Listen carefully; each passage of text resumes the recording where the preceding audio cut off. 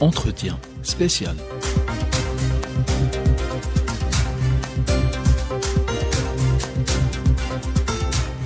Auditeurs, auditrices d'Ifriqiya FM, bienvenue dans ce nouveau numéro d'entretien spécial.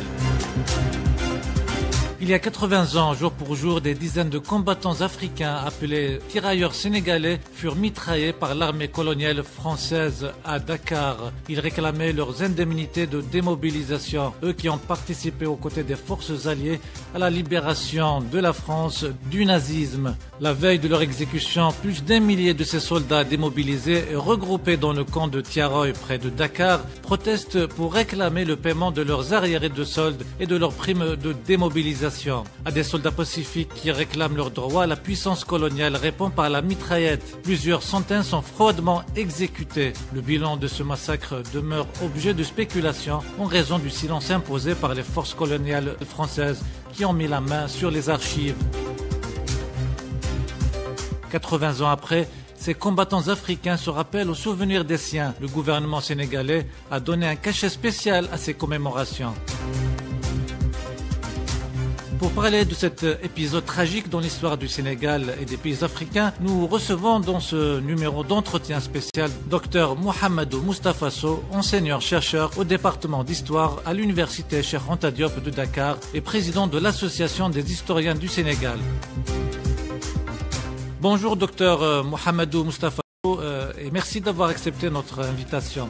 Tout d'abord, que s'est-il passé le 1er décembre à Tiaroy? Oui, cette date représente quand même quelque chose de très important pour le Sénégal et pour l'Afrique, puisque le 1er décembre 1944, des tirailleurs sénégalais partis combattre aux côtés des puissances alliées en France dans le cadre de la Seconde Guerre mondiale ont été ramenés au Sénégal et pour avoir réclamé leur solde, la réponse qu'ils ont eue des autorités françaises, notamment des autorités militaires françaises, et la mitraillette des tirailleurs ont été fusillés le 1er décembre 1944 avec plusieurs morts. Vous voyez, le bilan officiel est actuellement de 70 morts, mais aujourd'hui, la recherche que les historiens sont en train de mener au sujet, surtout du bilan statistique du nombre de morts, on sait que ça dépasse de très loin les 70 morts. Donc c'est une journée triste pour les Africains, pour le Sénégal, puisque les tirailleurs sénégalais n'étaient pas que des Africains. Pour ce 80e anniversaire du massacre de Tiaroy, le gouvernement sénégalais a voulu lui donner un caractère spécial. En quoi les commémorations de cette année sont-elles importantes, surtout pour les jeunes générations? Cette journée est symbolique en ce sens qu'elle intervient dans un contexte marqué en Afrique et au Sénégal par le réveil politique de la jeunesse et l'arrivée de jeunes dirigeants n'ayant pas connu les méfaits et violences du colonialisme. Donc c'est important. Et enfin, elle est aussi symbolique en ce sens que au-delà du caractère tragique, etc., de cette émotion, la célébration de cette journée participe à l'éveil des consciences de la jeunesse africaine qui doit à la fois connaître sa propre histoire, aussi complexe soit-elle, mais également se l'approprier à travers les programmes et manuels d'histoire afin de construire une nouvelle vision pour l'Afrique, une nouvelle façon de faire de l'Afrique et une nouvelle façon d'envisager nos relations avec l'Occident de manière générale. Quel rôle les historiens africains doivent-ils jouer dans la vulgarisation de l'histoire aux nouvelles générations, à faire vivre l'esprit de combat et de sacrifice des ancêtres? La communauté des historiens africains est concernée justement par ces événements, s'organise à côté des pouvoirs publics, des dirigeants, des gouvernements de ces pays concernés pour justement revoir les programmes d'histoire qui sont enseignés en intégrant ces questions mémorielles, notamment celle de Tiaroy 44. C'est ce qui permettra aux jeunes, à la génération actuelle, de connaître ce qui s'est passé en 1944, mais au-delà de Tiaroy, peut-être il y a d'autres événements ici qu'il va falloir aussi intégrer, mais aussi de connaître ces événements et de pouvoir maintenant se les approprier et de construire leur avenir. Donc c'est par le savoir, par la pédagogie, par la recherche de documentaires, la lecture et avec tous les supports pédagogiques que les historiens pourront élaborer, que les Africains, que les Sénégalais pourront effectivement connaître ce qui s'est passé et envisager un avenir nouveau.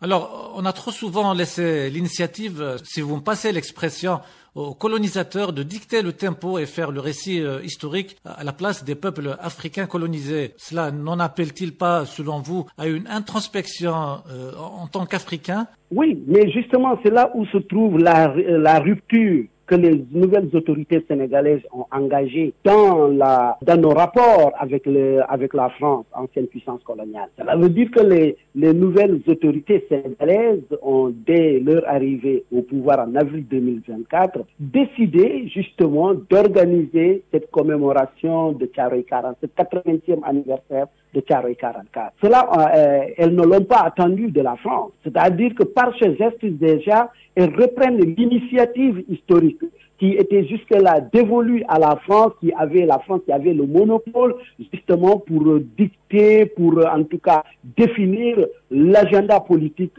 sur ces questions, surtout mémorielles. Donc le gouvernement sénégalais n'a pas attendu ça. Et c'est pour cette raison que, si vous voyez bien, il a fallu que le gouvernement sénégalais se mobilise, s'organise autour de cet événement, de la commémoration de cet événement, que la France décide avec le président Macron, justement, de reconnaître pour la première fois, en tant que président de la République française, de reconnaître cette tragédie de Thiaroye comme étant un massacre. Ça, c'est un premier acte qui est quand même important. Parce que cela veut dire que nous sommes passés depuis 80 ans d'une tragédie qualifiée dans un premier temps d'incident, ensuite de répression sanglante en 2012, pour enfin qu'on entend de la bouche des autorités françaises que Thiaroye a été véritablement un massacre. Ça, c'est important et c'est parce que justement les autorités politiques sénégalaises ont justement pris en charge cette question. Et le deuxième aspect,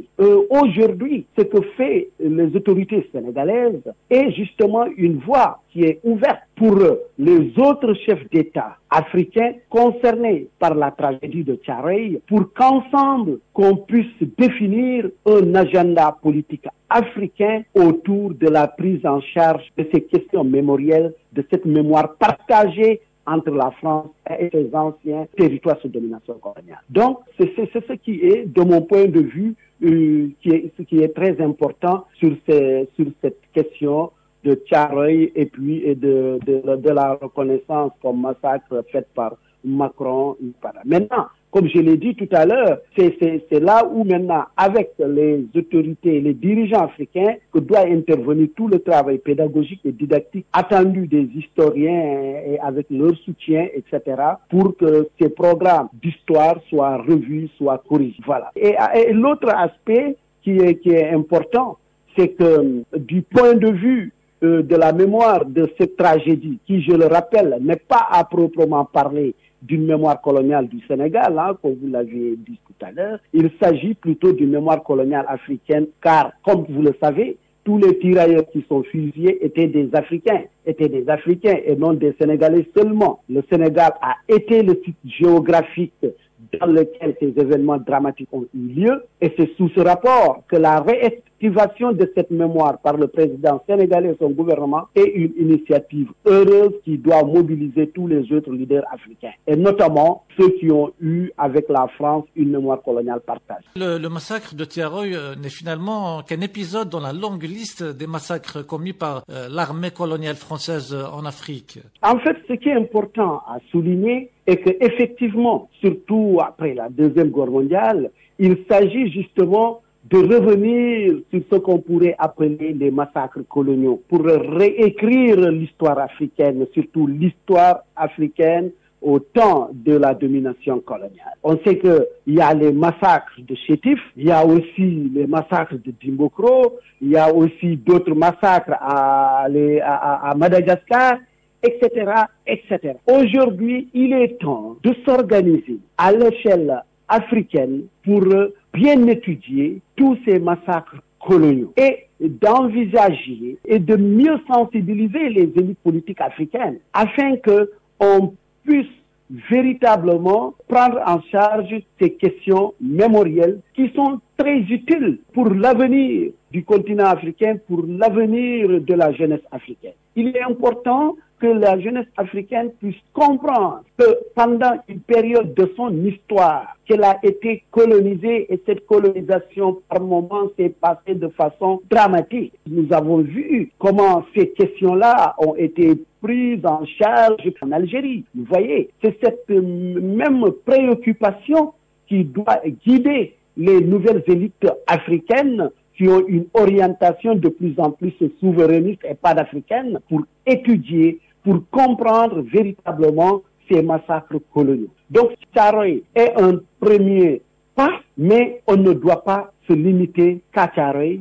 On doit pouvoir étudier de façon sereine tous les autres massacres qui ont eu lieu sous la colonisation. Aujourd'hui, la France est contestée en Afrique. Comment appréciez-vous cette donne ? Oui, c'est dire qu'aujourd'hui, la France est dans un état, en tout cas en Afrique, sa situation est de plus en plus, j'allais dire, ses positions sont de plus en plus remises en question. Et si vous le comprenez, tout cela est à mettre en rapport avec le contexte géopolitique en Afrique, marqué par l'avènement de dirigeants et à une orientation vraiment souverainiste, et ce qui est à saluer, et que l'Afrique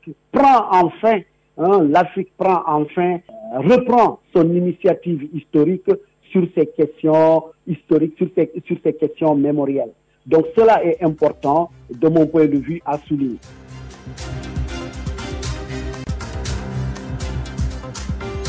Voilà, c'est la fin de ce numéro d'entretien spécial. Il vous a été préparé et présenté par Younes Djama.